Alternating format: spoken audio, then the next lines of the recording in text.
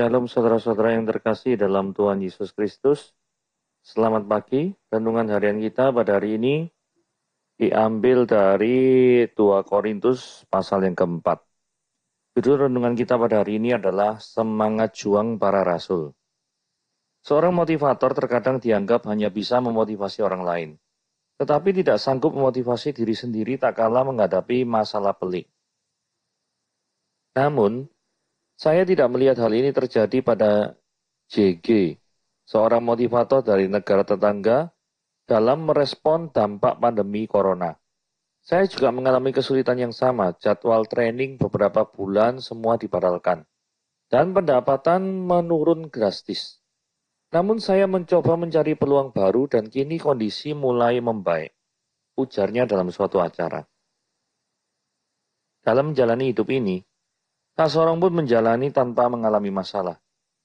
Sekali waktu pasti ada masalah atau kondisi tertentu yang membuat jiwa mereka seakan tertindas. Sebagian orang merasa dirinya telah melakukan berbagai upaya, tetapi seperti membentur tembok. Sehingga mulai merasa habis akal karena bingung harus berbuat apa. Hal serupa dialami oleh para rasul Kristus dalam pelayanan mereka. Menariknya, mereka memang ditindas tetapi tidak merasa terjepit. Rasa putus asa juga tidak ada dalam kamus hidup mereka. Sekalipun merasa habis akal dalam menuntaskan misi yang mereka jalankan. Hari-hari ini penting sekali untuk memiliki tekad dan semangat juang dalam menempuh kehidupan yang terasa tidak semakin mudah.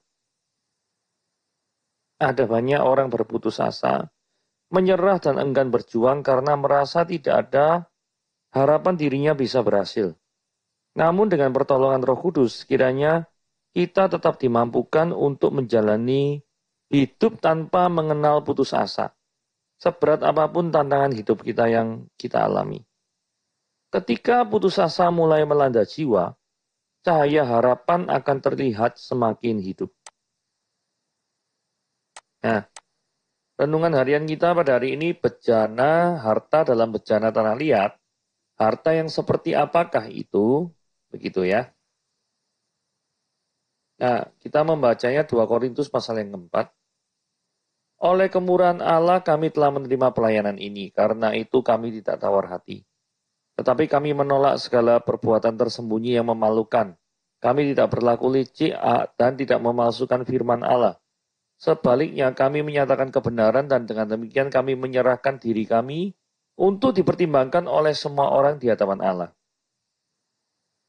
Jika Injil yang kami beritakan masih tertutup juga, maka ia tertutup untuk mereka yang akan binasa. Yaitu orang-orang yang tidak percaya yang pikirannya telah dibutakan oleh ilah zaman ini. Sehingga mereka tidak melihat cahaya Injil tentang kemuliaan Kristus yang adalah gambar Allah. Sebab bukan diri kami yang kami beritakan, melainkan Kristus Yesus sebagai Tuhan, dan diri kami sebagai hamba-Mu karena kehendak Yesus. Sebab Allah yang telah berfirman dari dalam gelap akan terbit terang. Ia juga akan membuat terangnya percaya di dalam hati kita, supaya kita memperoleh terang dari pengetahuan tentang kemuliaan Allah yang tampak pada wajah Kristus. Tetapi harta ini kami punyai dalam bejana tanah liat supaya nyata bahwa kekuatan yang berlimpah-limpah itu berasal dari Allah, bukan dari diri kami. Dalam segala hal, kami ditindas namun tidak terjepit, kami habis akal namun tidak putus asa, kami dianiaya namun tidak ditinggalkan sendirian, kami dihempaskan namun tidak binasa. Kami senantiasa membawa kematian Yesus di dalam tubuh kami, supaya kehidupan Yesus juga menjadi nyata di dalam tubuh kami. Sebab itu kami yang masih hidup ini terus-menerus diserahkan kepada maut karena Yesus, supaya juga hidup Yesus menjadi nyata di dalam tubuh kami yang fana ini. Maka demikianlah maut giat di dalam diri kami dan hidup giat di dalam diri kamu. Namun, karena kami memiliki roh iman yang sama, seperti ada tertulis aku percaya sebab itu aku berkata-kata. Maka kami juga percaya dan sebab itu kami juga berkata-kata. Karena kami tahu bahwa ia yang telah memanggilkan Tuhan Yesus akan memanggilkan kami juga bersama-sama dengan Yesus. Dan dia akan menghadapkan kami bersama-sama dengan kamu pada dirinya. Sebab semuanya itu terjadi oleh karena kamu, supaya kasih karunia yang semakin besar berhubung dengan semakin banyaknya orang yang menjadi percaya, sebab semakin melimpahnya ucapan syukur bagi kemuliaan Allah. Sebab itu kami tidak tawar hati, tetapi meskipun manusia lahiriah kami semakin merosot, namun manusia batinia kami diperbarui dari hari ke hari. Sebab penderitaan ringan yang sekarang ini mengerjakan bagi kami kemuliaan kekal yang melebihi segala-galanya, jauh lebih besar daripada penderitaan kami. Sebab kami tidak memperhatikan yang kelihatan, melainkan yang tidak kelihatan. Karena yang kelihatan adalah sementara, sedangkan yang tidak kelihatan adalah kekal. Nah, kita melihat ayat 1 ya. Oleh kemurahan Allah, kami telah menerima pelayanan ini. Jadi sesungguhnya status kita sebagai orang yang berdosa, itu membuat kita tuh tidak pantas untuk melayani Tuhan yang Maha Kudus. Bayangkan status kita berdosa, bersalah, tetapi melayani Tuhan yang Maha Kudus. Bukankah itu adalah suatu hal yang sebenarnya tidak cocok? Gitu ya. Ibarat saja ada orang mau main sepak bola tapi pakai celana panjang gitu ya. Tidak cocok, harus pakai celana pendek kan. Ini celana panjang, terus mari gitu mungkin model rok-rokan lagi gitu ya. Kan nggak cocok itu. Nah itu sama seperti ini. Jadi orang yang berdosa, tetapi diberi kesempatan untuk melayani Tuhan yang Maha Kudus. Gak cocok. Tetapi Tuhan memberikan kesempatan itu pada kita. Nah, untuk lebih memahaminya adalah dengan ungkapan Yohanes Pembaptis yang pernah mengatakan bahwa membuka tali kasutnya pun aku tidak pantas. Kasut itu sepatu ya, itu kotor. Bahkan untuk membuka bagian yang kotor dari dirinya Yesus, Yohanes Pembaptis juga mengaku tidak pantas. Ini untuk menunjukkan bahwa betapa bedanya kualitas daripada sang pencipta dibandingkan dengan ciptaan. Tetapi kemurahan Tuhan itu mengizinkan orang berdosa itu terjun dalam pelayanannya. Sehingga semakin menguatkan iman kita. Karena jikalau Allah itu menghendaki kita yang berdosa ini loh, melakukan pelayanan, pasti Tuhan itu akan melindungi kita kan. Tidak mungkin Tuhan yang baik sudah mengizinkan kita dalam pelayanan, kemudian kita meninggalkan kita seorang diri. Tidak mungkin. Pasti Tuhan dengan berbagai macam caranya yang ajaib. Dia akan pasti punya cara untuk memelihara daripada kehidupan orang yang melayani dia. Ayat yang kedua, tetapi kami menolak segala perbuatan tersembunyi yang memalukan. Nah, maksudnya gini ya. Ini kan pelayan Tuhan itu kan pasti ada juga jabatan-jabatan tertentu gitu ya. Nah, anugerah jabatan yang Tuhan berikan jangan dijadikan sebagai kesempatan untuk berbuat jahat. Karena seringkali mentang-mentang orang itu sudah dikasih kuasa, punya hak untuk mengatur sana sini muka belakang kanan kiri gitu ya. Yang terjadi adalah keegoisannya itu menjadi-jadi. Padahal sebagai pelayanan firman, maka kebenaran itulah yang menjadi junjungan tinggi, bukan keuntungan pribadi atau egoisme. Menyatakan kebenaran yang transparan memiliki konsekuensi untuk diuji oleh berbagai pihak yang mempertanyakan kebenaran tersebut. Jadi, kalau kita lihat ya, ada kalimat yang menyatakan dengan demikian, ini kan soalnya pelayan-pelayan Tuhan ini, termasuk Paulus ya, kan sebaliknya kami menyatakan kebenaran. Ini sebagai kontras dari orang-orang yang duduk dalam kursi tertentu, tetapi lebih cenderung untuk memalsukan firman Tuhan, memalsukan kebenaran demi keuntungan diri sendiri. Ya toh? Nah ini tim Paulus ini beda, kami menyatakan kebenaran. Lah konsekuensi logis dari menyatakan kebenaran itu adalah kami ini apa ya istilahnya ya, semua mata bisa memandang dan bisa diuji kebenarannya itu seperti apa gitu loh. Ya, ini ada konsekuensinya diuji oleh berbagai pihak yang mempertanyakan kebenaran tersebut. Jadi kita mesti siap-siap. Karena kalau yang namanya kita memberitakan kebenaran, kebenaran itu bersifat eksklusif. Contoh, suatu kebenaran dalam firman Tuhan. yang mengatakan bahwa Yesus adalah satu-satunya jalan kebenaran dan hidup. Yohanes 14 ayat 6. Jadi di luar Yesus engkau tidak bisa selamat, engkau tidak bisa hidup. Intinya seperti itu. Nah, kalau misalkan orang yang tidak percaya mendengar berita yang seperti itu, pasti akan bertanya toh, lah Yesus itu siapa? Sehingga saya harus percaya kepada dia. Nah, ini bagian dari pelayanan seorang pelayan firman untuk menjelaskan kenapa orang yang berdosa itu memerlukan Yesus sebagai jawabannya. Gitu ya, kita lanjut. Injil memang harus diberitakan ya. Karena dikatakan gini, jika Injil yang kami beritakan itu masih tertutup, maka ia tertutup untuk mereka yang akan binasa. Jadi intinya kalau orang itu selama-lamanya dalam hidupnya itu tidak pernah ya mendengarkan Injil, maka orang itu akan mati, binasa. Jikalau kebenaran itu masih tertutup, belum diungkapkan, maka konsekuensinya orang yang belum mendengarkan Injil akan binasa. Jadi kebenaran ini yang dimaksud adalah pemberitaan Injil. Pasti. Karena kita ayat 2 tadi ngomong ya. Sebaliknya we declare the truth. Kami menyatakan kebenaran. Nah, kebenaran yang seperti apa yang dinyatakan di ayat yang kedua itu? Yaitu Injil yang kami beritakan loh. Kata-kata kerja memberitakan, menyatakan kan yang sama loh ya. Jadi yang maksudnya kebenaran yang mereka pegang teguh itu adalah setia untuk mengabarkan bahwa keselamatan hanya dalam Yesus Kristus Tuhan. Nah, ada berapa banyak daripada orang-orang yang melayani Tuhan, pendeta-pendeta, yang sudah tidak mengkhotbahkan tentang Yesus itu sebagai Tuhan dan Juru Selamat. Yang dikhotbahkan mungkin teori-teori motivasi, cerita-cerita, dongeng-dongeng, tujuannya supaya apa? Supaya yang mendengar banyak dan yang mendengar tidak terlalu mikir terlalu berat. Justru kalau misalkan orang itu tidak mau terpikir terlalu berat ya. Nanti suatu saat di akhir hidupnya itu sangat berat sekali. Kenapa? Karena orang itu menanggung dosanya yang dia pikir dia itu sudah selamat dalam gereja.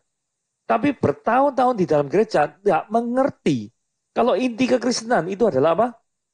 Percaya Yesus sebagai Tuhan dan Juru Selamat dan bahwa dia dibangkitkan dari orang mati. Itu inti kekristenan seperti itu. Beriman pada Yesus maka engkau diselamatkan. Kami ada banyak orang. Karena pemberitaan-pemberitaan firman yang cuma diambil sekelumit saja, tanpa dijabarkan dengan baik dan benar, orang itu tidak mengerti. Kalau salvation only by faith alone, through Christ. Oke, ayat yang keempat. Ilah zaman ini. Yaitu orang-orang yang tidak percaya yang pikirannya telah dibutakan oleh ilah zaman ini. Maksudnya gini ya. Apa maksudnya kok yaitu orang-orang tidak percaya? Maksudnya gini. Orang yang binasa ini, itu orang yang seperti apa sih? Nah, itu diterangkan di dalam ayat keempat. Jadi orang yang tidak percaya itu seperti ini. Orang itu dibutakan oleh ilah zaman ini. Ilah zaman ini adalah segala sesuatu yang menggantikan peran Tuhan. Peran Tuhan harusnya kan the ultimate supreme being. Satu-satunya sesembahan yang kita junjung tinggi, yang kepadanya kita berharap.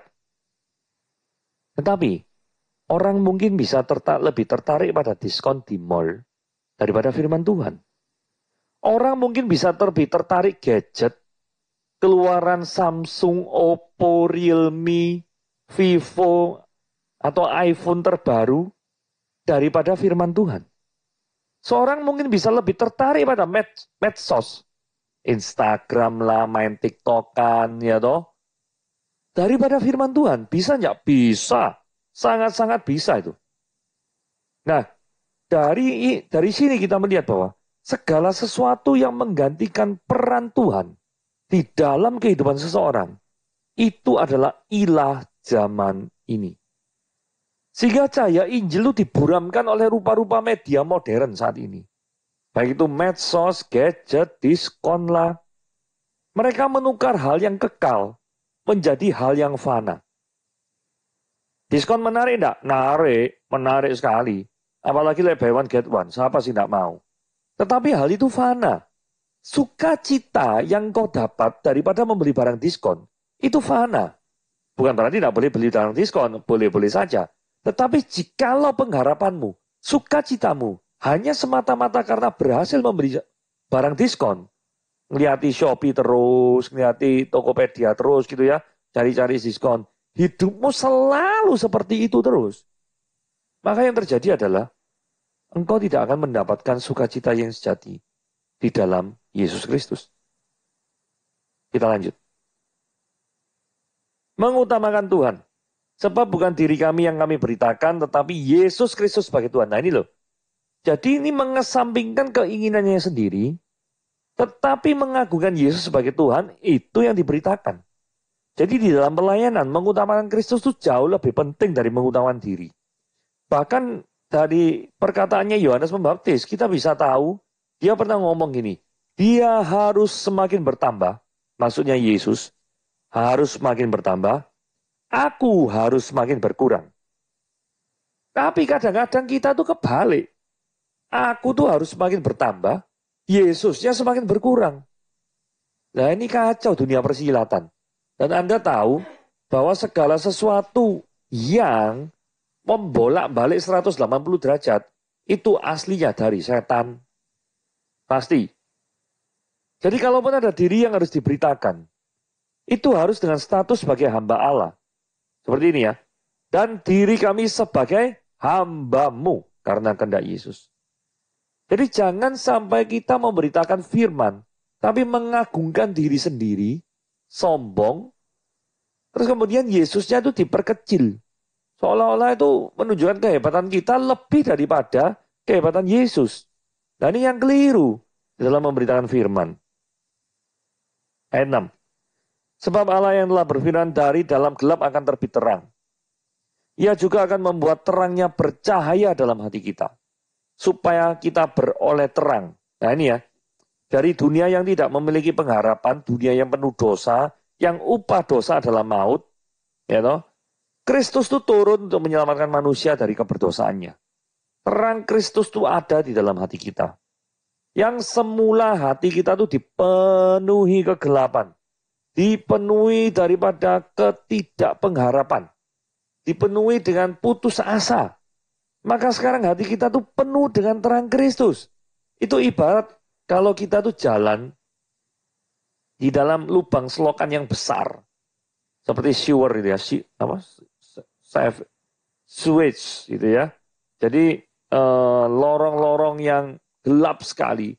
Kemudian tiba-tiba lorong gelap yang tidak ada cahaya itu tiba-tiba ada cahayanya. Itu menunjukkan bahwa ketika kita datang keluar daripada lorong itu, kita sudah bebas dari kegelapan dan menyambut daripada terang Kristus. Seperti itulah gambarannya daripada orang yang melihat cahaya Kristus. Itu ada di dalam hidupnya. Nah, di sini dikatakan harta dalam bejana. Tetapi harta ini kami punyai dalam bejana tanah liat. Maksudnya apa sih? Ini istilah ini gini ya. Ini suatu penghargaan pada karya Kristus yang mulia. Karya Kristus yang mulia itu anggapannya harta. Yang di kayu salib itu. Yang mau bekerja atau memakai hidup daripada orang-orang yang hina. Yaitu bejana tanah liat. Jadi kekuatan yang nampak dari suatu pelayanan dari dalam diri seorang. Itu hanya berasal dari Tuhan saja. Pelayan itu adalah bejana. Tetapi bejana ini adalah harta yang luar biasa. Karena di dalamnya ada Kristus di dalam bejana tanah liat itu. Jadi alasan yang kuat untuk melayani Tuhan itu adalah karena cinta kepada Allah yang mau berkorban demi menyelamatkan bejana-bejana tanah liat yang seharusnya jadi penghuni neraka. Jadi seharusnya menjadi penghuni neraka, tetapi gara-gara Tuhan itu mencintai dan menyayangi kita, maka kita menjadi penghuni surga. Bukankah itu adalah harta di dalam bejana tanah liat yang setelah itu Tuhan mengizinkan kita untuk melayani Dia. Nah ini bukti kekuatan yang berlimpah-limpah ya. Dikatakan gini. Tadi kan ngomong gini ya. Kekuatan yang melimpah-limpah itu. Nah ini ya. Kekuatan yang melimpah-limpah itu berasal dari Allah, bukan dari kami. Maksudnya kekuatan apa? Kekuatan dalam hal ini. Kami ditindas namun tidak terjepit. Kami habis akal namun tidak putus asa. Kami dianiaya tapi tidak ditinggal sendirian. God with us. Allah adalah Allah yang Immanuel. Yang selalu beserta dengan kita. Kami dihempaskan namun tidak binasa. Allah adalah Allah yang menolong. Walaupun bisa membuat kita tuh terjengkang, terhempas. Namun itu tangan Tuhan tetap akan melindungi kita. Nah, ini adalah bukti kekuatan yang berlimpah-limpah yang diceritakan di ayat yang ke-7. Nah, terus kenapa? Apa yang bisa membuat itu tuh bertahan terus? Yang bisa menguatkan tuh apa? Jawabannya ada di ayat 10. Kami senantiasa membawa kematian Yesus dalam tubuh kami. Maksudnya apa? Yesus itu mati karena mau sayang sama kita. Yesus mati rela terpisah dengan Bapa. Yesus mati rela dari kerajaan surga yang luar biasa indahnya masuk ke dalam palungan yang hina. Yang adalah makanan kotor. Makanan binatang, tempat makanan binatang. Yang notabene kurang bersih memang, unclean, kurang kotor. Nah, tujuannya kayak gini ya. Role model kita dalam hal pelayanan itu adalah Yesus. Buktinya apa? Kematiannya di kayu salib, rasa cintanya kepada kita, kemudian nyata di dalam tubuh kami seperti di dalam ayat ini. Jadi sebenarnya role model kita dalam melayani Tuhan itu siapa sih? Yang selama ini menjadi panutan bagi saudara melayani Tuhan itu siapa? Saudara bisa menjawab sendiri. Ini adrenalin pelayanan. Maksudnya apa? Di dalam pelayanan kadang-kadang kita tuh tidak bermain dalam musik pop. Tetapi bisa-bisa bermain dalam musik power and speed metal. Ya, ini ya, yang merah nih ya. Terus menerus diserahkan pada maut karena Yesus. Nah, kayak gini kan power and speed metal hidupnya. Supaya juga hidup Yesus menjadi nyata dalam tubuh kami yang fana ini. Dengan demikian maut giat di dalam diri kami dan hidup giat di dalam diri kamu. Jadi ini luar biasa sungguhnya. Kenapa kok Paulus dan timnya tuh bisa mengucapkan kata-kata yang seperti ini? Karena mereka role modelnya tuh Kristus. Jadi seringkali kalau kita tidak bisa melayani Tuhan dengan baik dan benar, nggak bisa berkorban untuk untuk kerajaan Tuhan dengan baik dan benar, itu lebih disebabkan karena kita itu tidak menjadikan Yesus sebagai role model. Atau kita lebih mementingkan kepentingan diri kita sendiri lebih daripada kepentingan Kristus. Lebih daripada kepentingan kerajaan Allah. Jadi melayani Tuhan terus-menerus diserahkan pada maut karena Yesus. Saat itu Romawi sangat benci sama kekristenan. Sampai nanti pertengahan abad keempat ya tahun 325 saat Konstantinopel itu menjadikan agama Kristen sebagai agama negara. Itulah sebabnya kenapa kok dari abad yang pertama sampai tahun 325 Masehi itu orang Kristen banyak dianiaya. Karena apa? Ya ditindas sampai Romawi kok. Tetapi terhadap situasi dan kondisi yang seperti itu, yang terus-menerus diserahkan maut kepada Yesus, ini mereka bisa bertahan. Nah, kemudian kita lihat kebangkitan tubuh ya. Karena kami tahu bahwa Allah telah membangkitkan Tuhan Yesus dan membangkitkan kami juga. Jadi adanya suatu pengharapan kehidupan setelah kematian. Kehidupan setelah kematian itu bisa dibuktikan dengan sangat jelas oleh kebangkitan Yesus dari kematian. Karena fakta bahwa Yesus bangkit dari kematian itu adalah fakta sejarah. Kalau Yesus saja bisa bangkit dari kematian, maka kita pun juga memiliki pengharapan untuk bangkit bersama-sama dengan Dia. Karena saya lagi ingin menyoroti ya, ada orang yang tidak percaya adanya kebangkitan, ada orang yang tidak percaya adanya kehidupan setelah kematian. Jadi hidup ini ya cuma di dunia, selesai urusan itu aja. Saudara, kalau kita pikir-pikir, kalau misalkan dunia ini hanya yang kita kelihatan dan setelah itu habis lenyap, maka kondisi dunia ini akan semakin amburadul. kalau semakin banyak orang yang berpikir seperti itu. Karena apa? Moralisme tidak ada gunanya. Karena kalau kita percaya pada Tuhan, kita harus mempertanggungjawabkan semua perbuatan kita di akhir nanti zaman. Tetapi kalau misalkan Tuhan itu tidak ada, maka tidak ada tanggung jawab. Orang bisa berbuat yang seenaknya sendiri. Adil atau tidak adil, nggak ada yang peduli. Karena apa? Karena tidak ada penghakiman kok di hari zaman. Tidak ada evaluasi. Nah, tetapi anehnya ya, orang-orang yang punya pandangan seperti ini ya. Tuh kan ini kehidupan sekarep-karepku. Ya toh. Tapi kadang-kadang orang-orang yang seperti ini justru kalau ditanya tidak konsisten. Karena orang ini aneh, oh sekarep-karepku kan aku berhak melakukan apapun. Pertanyaannya, kalau orang lain berhak melakukan apapun terhadap dirimu, kamu mau nggak? Seringkali jawabannya, ya nggak mau lah, itu nggak konsisten. Kamu boleh ngapa-ngapain orang lain sesukamu. Karena dianggap tidak ada kematian, tidak ada pertanggungjawaban, bukan ada kematian. Tidak ada pertanggungjawaban setelah kematian. Kan tidak percaya kehidupan setelah kematian. Setelah mati musnah. Berarti kalau orang hidup seenaknya sendiri dan tidak apa-apa. Apa tidak tambah kacau ya dunia kayak gitu ya. Saudara, saya mau menunjukin Pascal Weger ya, ini untuk orang-orang ateis. Kalau Pascal Weger ini adalah taruhan Pascal. Ini ngomong probabilitas. Kita lihat ya, kalau ada orang yang percaya pada Tuhan. Terus orang ini kemudian tuh mati.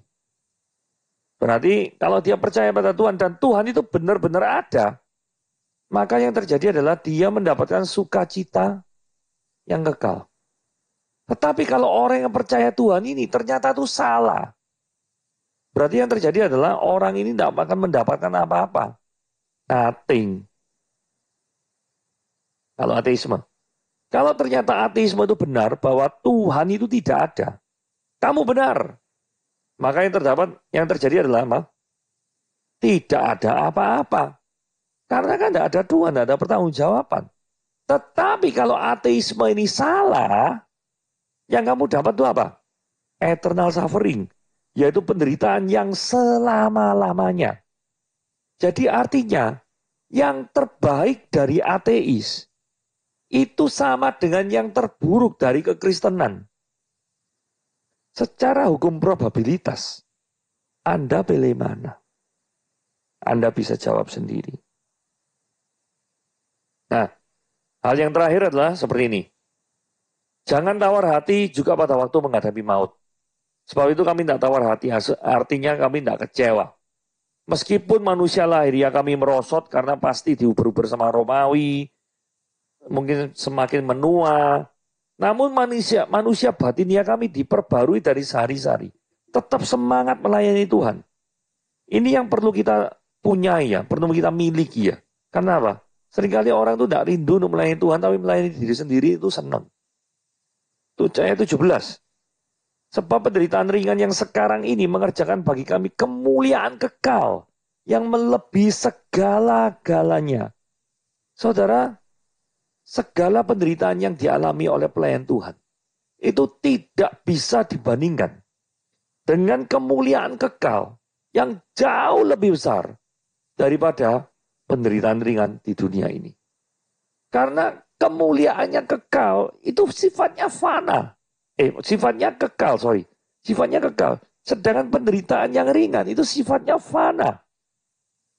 Jadi sekalipun kita tuh kelihatannya tuh menderita, tapi itu sifatnya sementara, tidak terus-menerus. Yang bersifat terus-menerus itu adalah kemuliaan kekal ini loh. Itu berarti itu jauh lebih penting, jauh lebih besar. Itu sebabnya ayat 18 berbicara. Sebab kami tidak memperhatikan yang kelihatan, melainkan yang tidak kelihatan. Karena yang kelihatan adalah sementara, sedangkan yang tidak kelihatan adalah kekal.